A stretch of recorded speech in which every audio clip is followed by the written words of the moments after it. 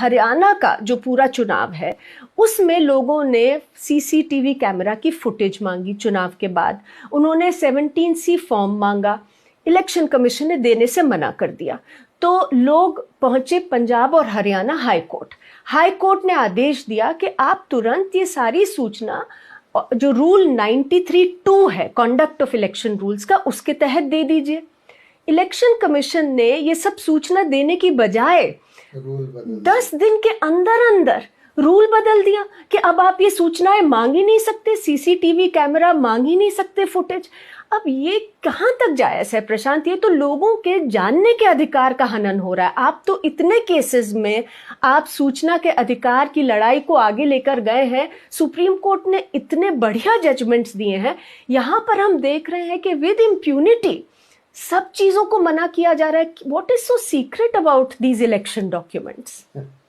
कुछ भी सीक्रेट नहीं है। देखिए, सीक्रेट तो बस उतना होता है कि किसने किसको वोट दिया। बिल्कुल।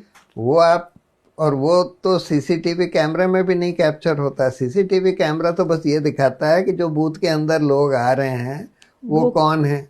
जब वो वोट देने जा रहे हैं उन्होंने किसको वोट डाली वो नहीं दिखाता है। बिल्कुल। लेकिन उससे भी ज़्यादा इम्पोर्टेंट डॉक्यूमेंट है जो रजिस्टर, जहाँ पर जो वोटर आता है उसका सिग्नेचर, और कि उसने उसने वोटिंग के लिए फॉर्म लिया या वोटिंग के लिए वो गया, वो दर्ज होता है। एक्चुअली इलेक्शन कमीशन को 3 तरह से रिकॉर्ड मेंटेन करना होता है कि कितने लोग वोट देने आए और वो उनका पूरा रजिस्टर में कौन कौन आया वोट देने, उसमें से कितने लोगों ने वो आकर वोट नहीं डाला जी, कितने लोगों ने वोट डाला, एंड अल्टीमेटली कितने वोट दर्ज हुए। ये सब फॉर्म 17C में दर्ज होता है।